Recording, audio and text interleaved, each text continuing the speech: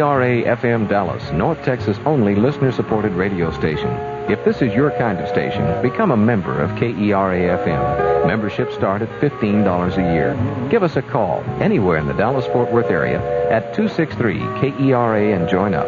That's 263-KERA. Good evening. Welcome to Playhouse 90. Tonight on Playhouse 90 Old Time Radio, The Whistler.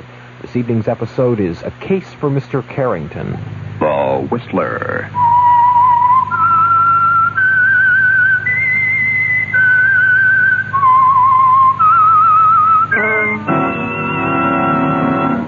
I am the Whistler, and I know many things, for I walk by night. I know many strange tales, hidden in the hearts of men and women who have stepped into the shadow. Yes, I know the nameless terrors of which they dare not speak. Tonight, transcribed, it's The Whistler's strange story, A Case for Mr. Carrington.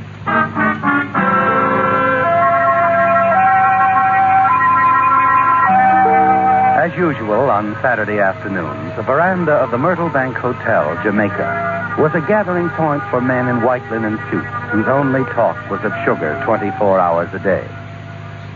But Gordon Stone, for once, wasn't thinking of sugar. The girl was too charming.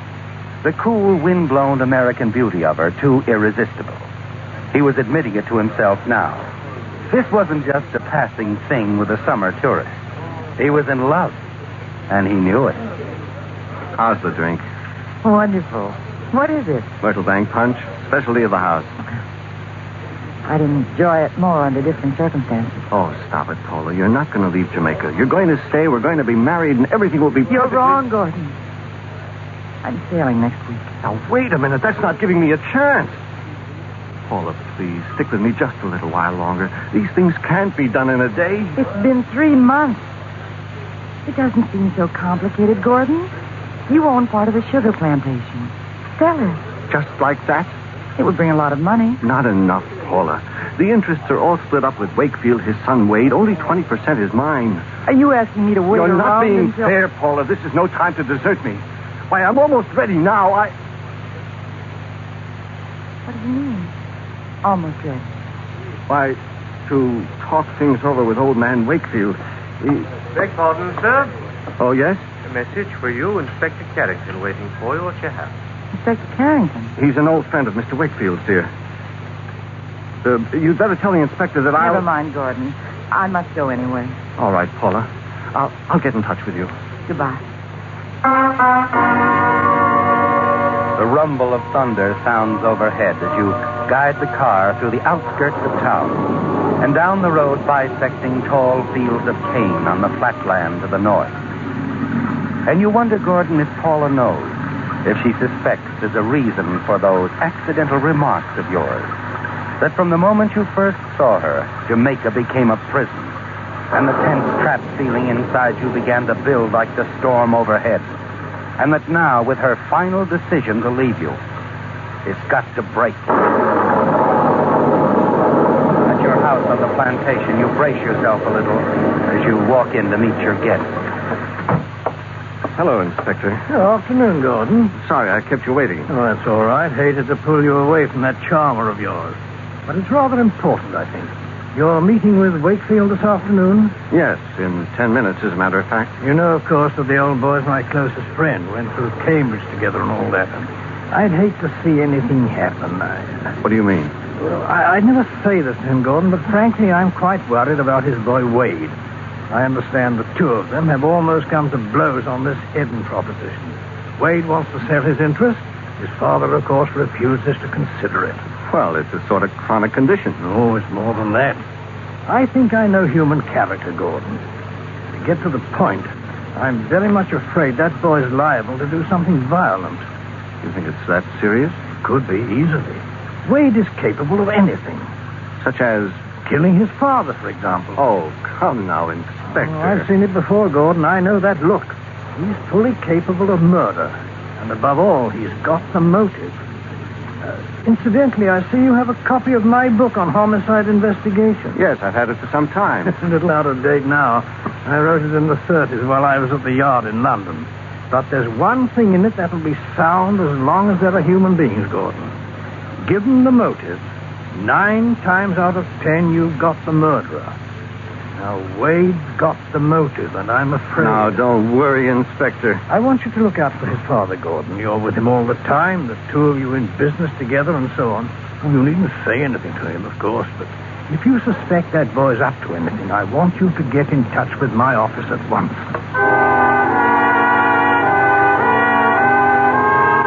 You see him to the door and then walk thoughtfully back into your study. Take his book on homicide investigation off the shelf. Flip the pages to a passage you've studied many times, underlined in red pencil. If there is one essential in the investigation of a homicide, it is the element of motive. Given the motive, 9 times out of 10, you've got the murderer.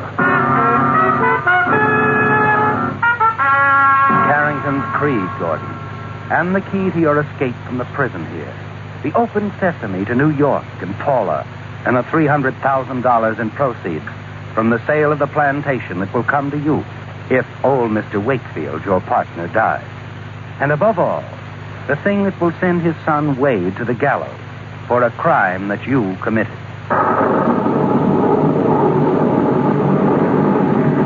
Your mind is made up now. There couldn't be a better time, Gordon. The storm, the inspector. It's going to happen tonight.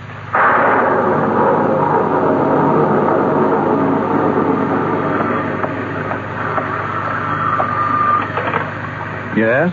Gordon, Yes, Mr. Wakefield. Wade is here. You better get over right away. Looks like I may need some help. I see. Yes, sir. I'll be right over.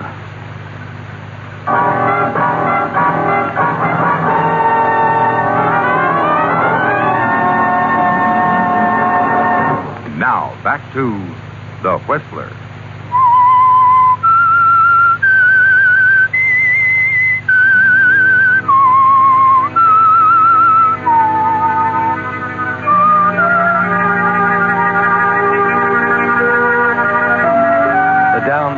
Turned the plantation road into a pair of muddy ruts as you slog in second gear toward Wakefield's big house on the high ground near the gate. And you're thinking now, Gordon, of the murder that will take place before the storm passes. Of a custom-built case for Mr. Carrington, with a motive so strong against young Wade Wakefield that he made a special trip to discuss it with you. You're thinking, too, of Paula and Fifth Avenue and dinner together at the Colony Club, and a life in which sugar is simply something you put in coffee. As usual, there is a violent argument in progress between father and son when you arrive. Question, Wade. Do you understand plain English? Of course I understand English. I was brought up on it. But I can't understand stupidity. I've operated this plantation for 30 years without your help. Easy now, Mr. Wakefield, easy. Oh, Gordon. You'd better run along, Mr. Stone. My father and I are having a private discussion. And maybe you'd better shut up. Who do you think you're Did you hear what I said? So you're going to say it once too often, old boy. When that happens, let me know. Now, what is it? Oh, the same old thing. He wants to sell his 20% to Hedden. I thought we'd settled that. Well, you were wrong. And now that you're both here, I might as well tell you. Go on. I instructed your clerk yesterday afternoon to draw up the contract. Mr. Hedden and I have already had an understanding. What? The deal, in short, is made. Wait. I'm of age, Father. It's my interest, my money, and my decision. Get out of this house. You hear me? Get out. No, really. Don't you think you're being a little... Get out of here before I throw you out. Well, sorry to leave the old ancestral home. Oh, if you want me, I'll be staying down at the hotel. I'm sorry, Mr. Wakefield, that this had to happen. You'll have to excuse me, Gordon. I think I'd better lie down for a while.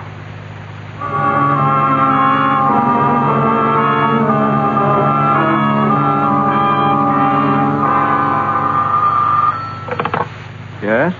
Gordon, Yes, Paula. I've been trying to get you for an hour. I wanted to tell you my sailing has been moved up. The boat leaves tomorrow night.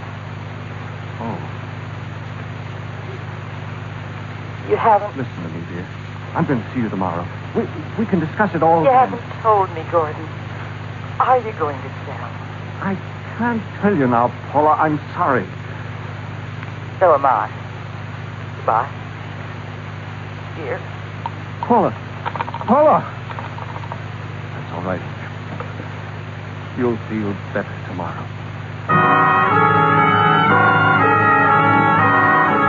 It's 3 o'clock now, Gordon. Time still to run through it once again in your mind. Time to temper your weapon. Add weight to your legendary loyalty to Mr. Wakefield. Your obvious hatred of his son. At 4, you're sitting at the bar in Wade's hotel waiting for him to appear, talking to Sid Riggs, financial editor of the Kingston Express. Oh, so the old man threw the boy out of the house, eh? I'd no idea it would go that far. You just don't know Wade. No sense, no perspective. Hates his father like poison. Wade is absolutely unprincipled. Go on, Stone. Say it. Hello, Wade. I didn't see you come in. Obviously. Not that it makes any difference. I've been waiting for you. Wait a minute, Gordon. This is no place. There'll never be a better place, Sid. Stay out of this. What's eating you, Stone?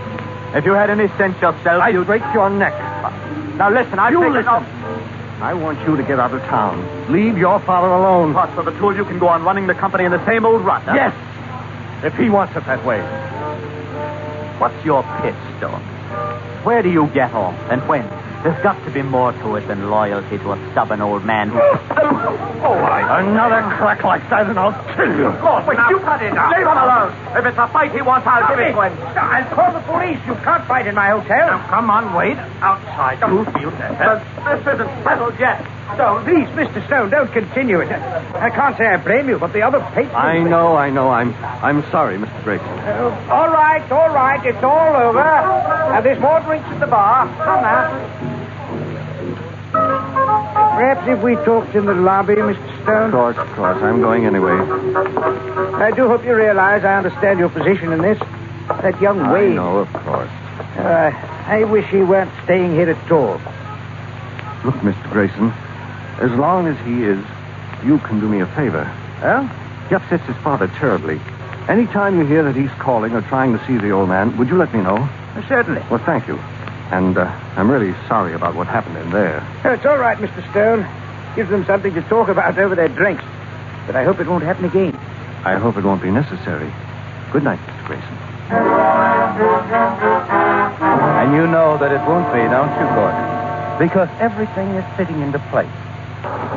At 8 o'clock, you pull up in front of the house.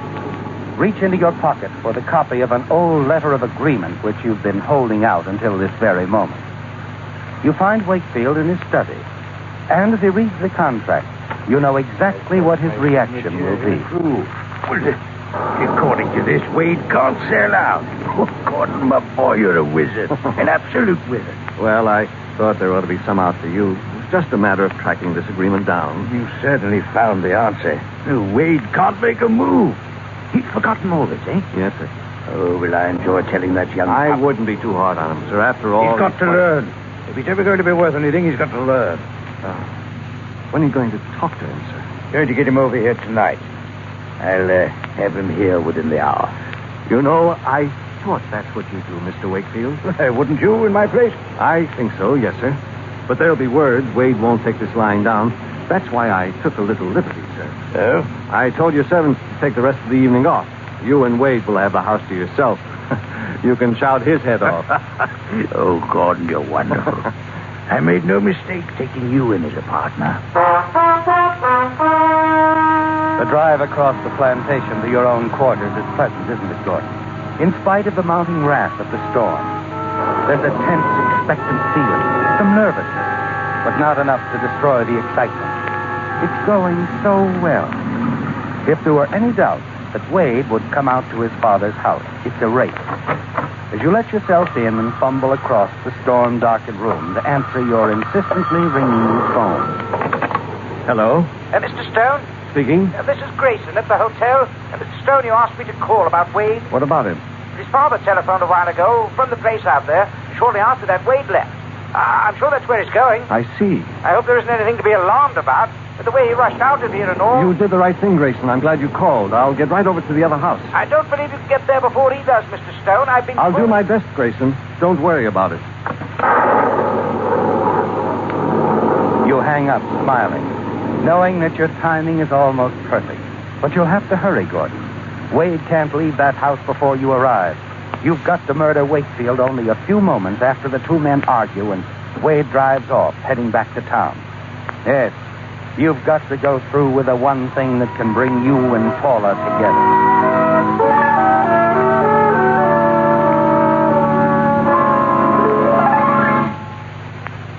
Grinding over the rain-soaked road, you hope that you haven't already delayed too long. A few moments later, angry voices, barely discernible through the storm, tell you that the argument between Wade Wakefield and his father has reached its height. You stand, straining to listen, watching the house, wishing that the storm hadn't cut off the lights. Then you draw back as the house becomes silent. You watch tensely. A moment later, a figure slips out the side door. And you hear Wade's car start up. And you know that he's walked out on his father once again, that he's heading back to town.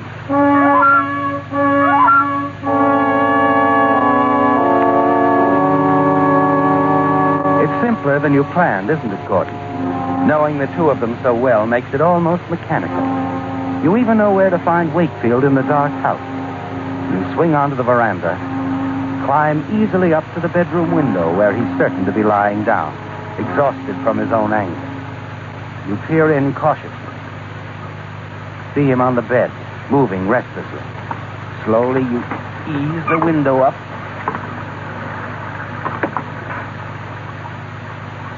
Lean into the room slightly. Take careful aim at the sleeping figure of old Mr. Wakefield on the bed.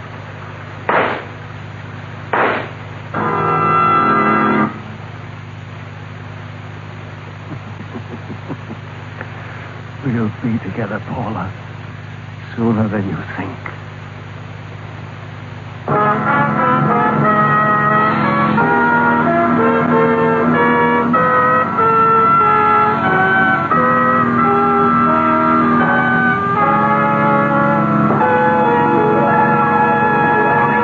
And now, back to The Whistler.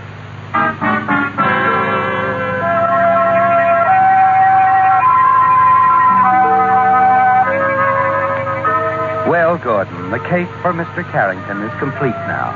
It's simple, isn't it? So simple that the lowliest amateur in Kingston can add up the facts. Come to the conclusion that Inspector Carrington must inevitably reach. That Wade Wakefield, furious with frustration, shot and killed his own father. As the minutes tick by, you pace the floor of the old man's study. Glance up occasionally at the door to the upstairs bedroom, the room which holds the key to all your plans. To Paula, and New York, and freedom. It's only 25 minutes since you called the inspector and described young Wade's crime, when a car pulls up and you hear footsteps on the porch. Oh, come right in, Inspector. You better come with me, Gordon, upstairs. I think the door's locked. Never mind, I have the key.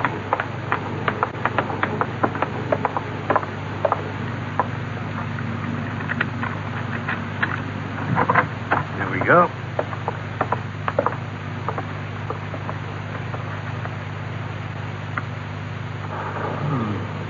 Dead, all right. Shot through the head.